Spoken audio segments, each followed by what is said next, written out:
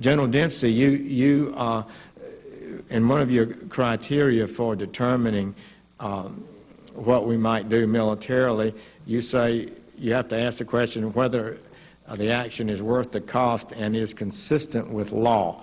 What law does the United States military look to?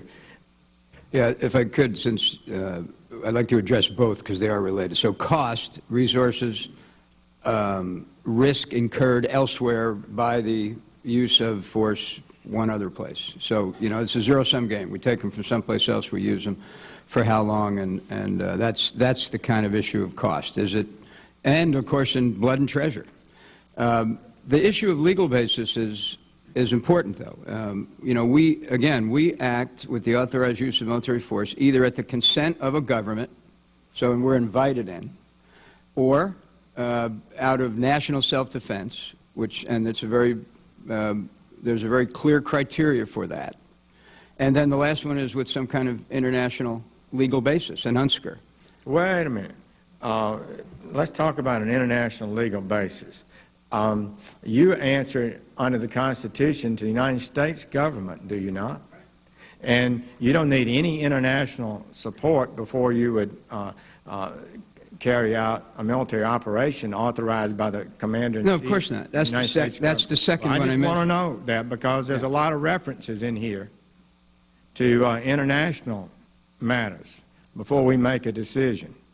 And I want to be sure that the United States military understands, and I know you do, that we're not dependent on a NATO resolution or UN resolution to execute policies consistent with the national security of the United States. Now, Secretary Pinella, you, in your talk, in your remarks, you talk about first, we're working to increase diplomatic isolation and encouraging other countries to join the European Union and Arab League in imposing sanctions. And then you note that China and Russia have repeatedly blocked the UN Security Council from taking action.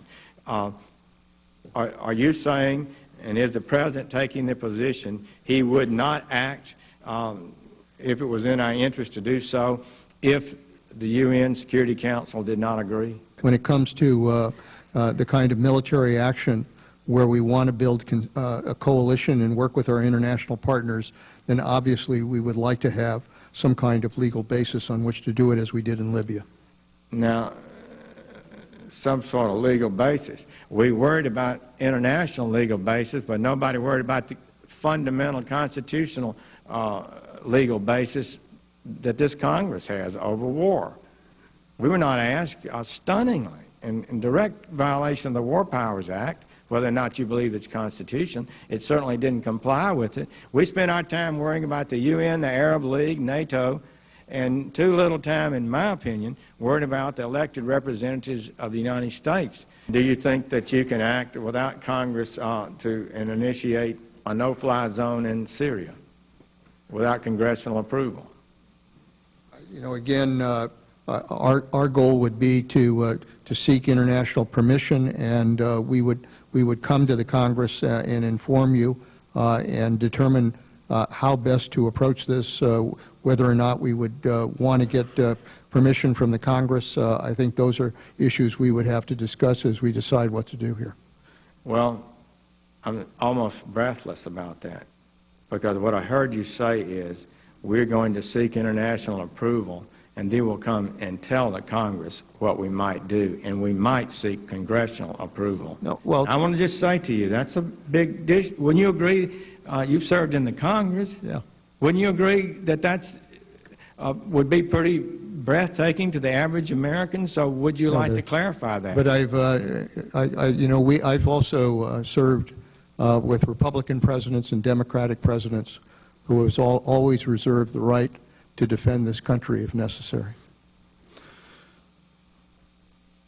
But before we do this, you would seek permission of the international authorities. If we're working with an international coalition and we're working with NATO, we would want to be able to get appropriate permissions in order to be able to do that. That's something that, all of these countries would want to have some kind of legal basis on which to act. What legal basis are you looking for? What entity? Well, obviously, if NATO made the decision to go in, that would be one. If we developed an international coalition beyond NATO, then obviously some kind of UN security resolution would be the basis for that. Coalition of, so you're saying NATO would give you a legal basis, and an ad hoc coalition of nations would provide a legal basis? If we were able to put together a coalition and were able to move together, then obviously we would seek whatever legal basis we would need in order to make that justified. I mean, we can't just pull them all together in a combat operation without getting the legal basis on which to act. Well, who are you asking for the legal basis from? If it's obviously, if the UN passed a security resolution as it did in Libya, we would do that. If NATO came together as we did in Bosnia, we would rely on that. So, we have options here if we want to build the kind of international approach to dealing with the situation. Well, I'm for all for having an international support, but I'm really baffled by the idea that somehow an international assembly provides a legal basis for the United States military to be deployed in combat. I don't believe it's close to being correct. They can provide no legal authority. The only legal authority that's required to deploy the United States military is the Congress and the President and the law and the Constitution. Let me just for the record be clear again, Senator, so there's no misunderstanding. When it comes to the national defense of this country, the President of the United States has the authority under the Constitution to act to defend this country, and we will. If it comes to an operation where we're trying to build a coalition of nations to work together to go in and operate as we did in Libya or Bosnia, for that matter, Afghanistan, we want to do it with permissions either by NATO or by the international community.